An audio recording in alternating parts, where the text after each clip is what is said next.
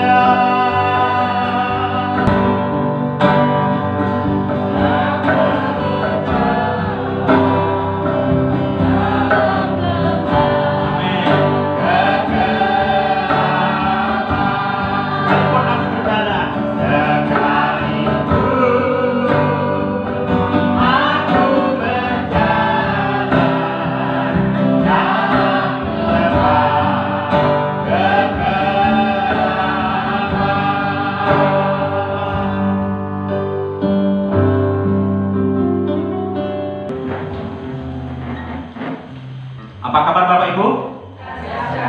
Dahsyat dan luar biasa. Ya, pada hari ini bertepatan kepada saudara kita seberang ya, untuk melakukan ibadah puasa. Tapi kami percaya dia juga kemudian merasa bersorak-sorai, merasa senang. Tapi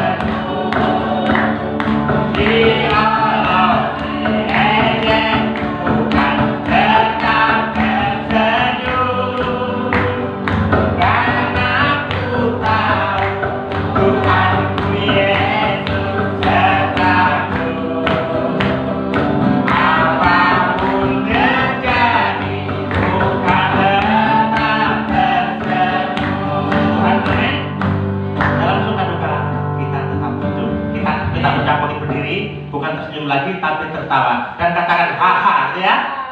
Kita tetap tertawa.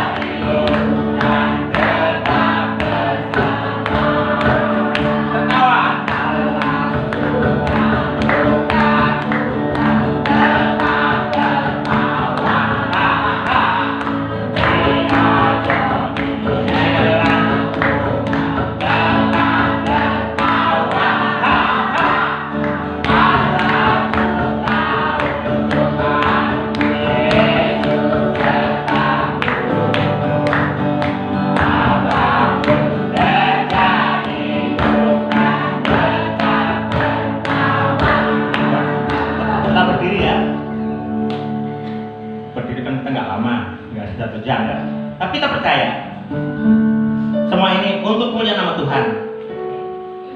Kita angkat lagi dengan pujian satu siji loro telu bahasa Jawa, dan kita berhadapan ya. Enak kok, satu ya, siji loro telu gitu aja. Nanti tiga langkah nggak apa-apa. Ya. Mantap mundur aja ya.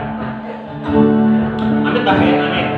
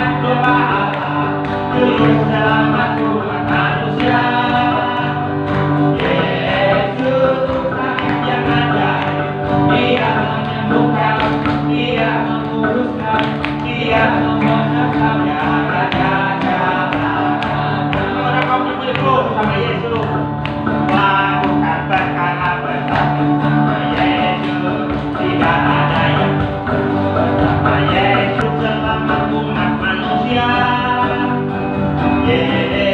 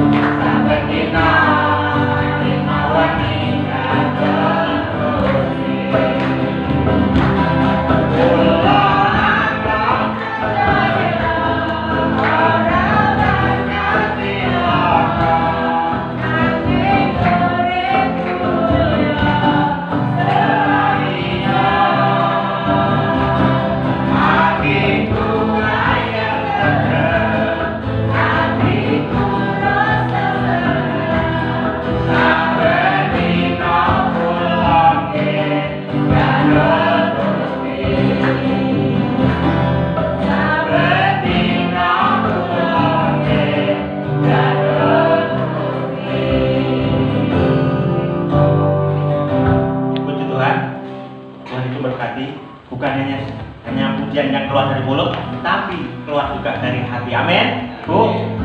Ya kalau Gusti ya panjang hari. Puji Tuhan.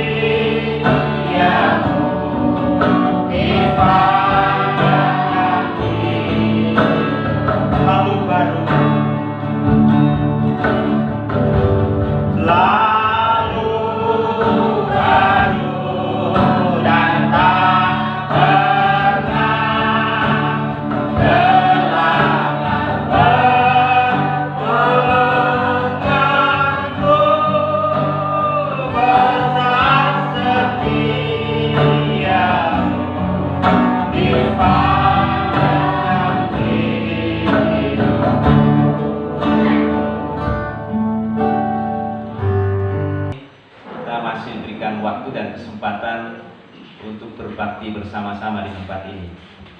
Baik, Bapak Ibu Saudara kasih Tuhan, mari kita akan bersama-sama belajar kebenaran firman Tuhan. Yang ayat ini tentu sudah kita baca berkali-kali, gitu ya.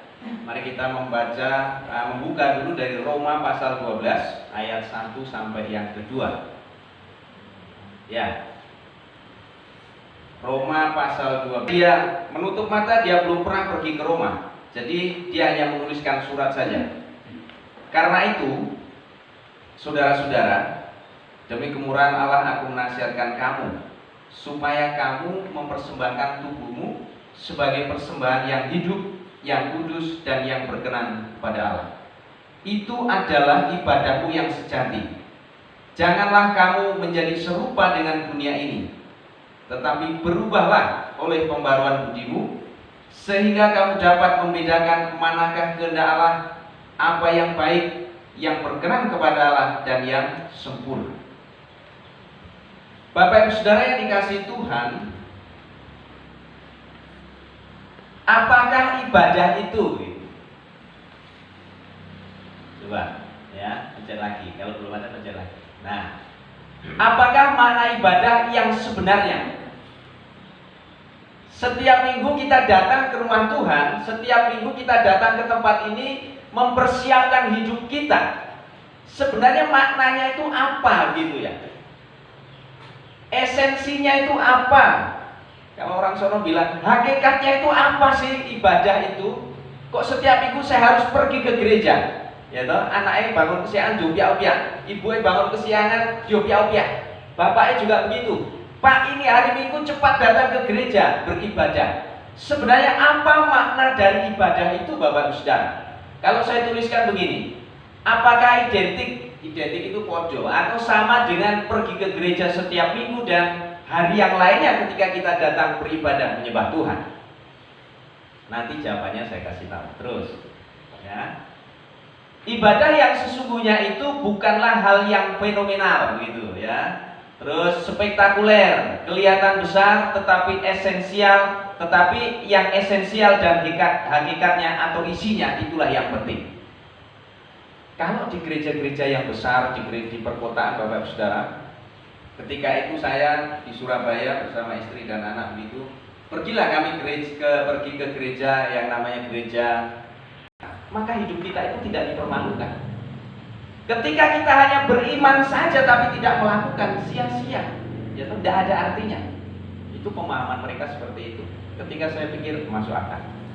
Iman tanpa perbuatan mati. Percuma saja kita beriman.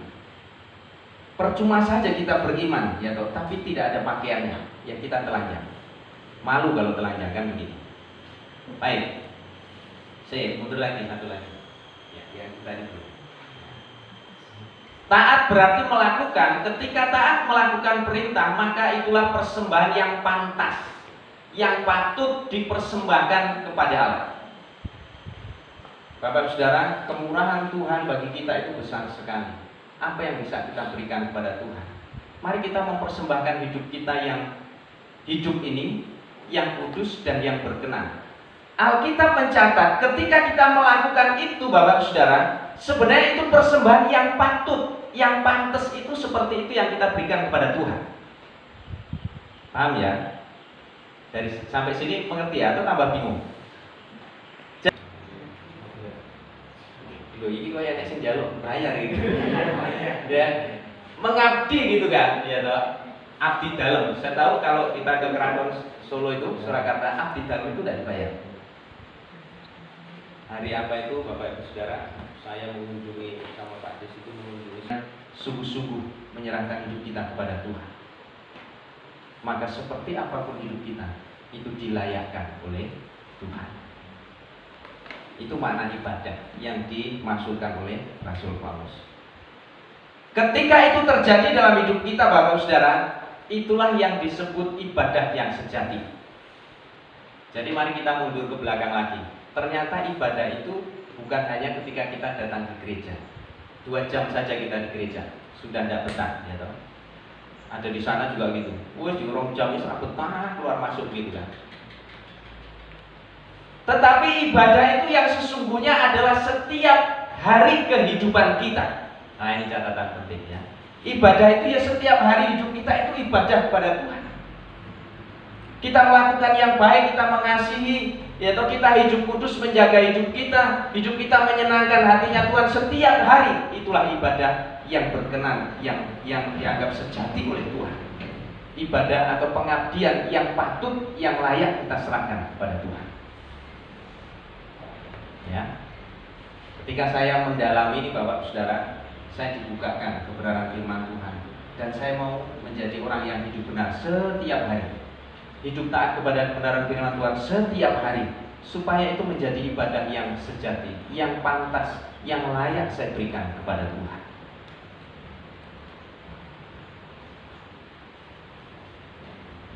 Tuhan hidup kudus, menyenangkan hatinya Tuhan setiap hari dalam setiap aktivitas hidup kita. Ya.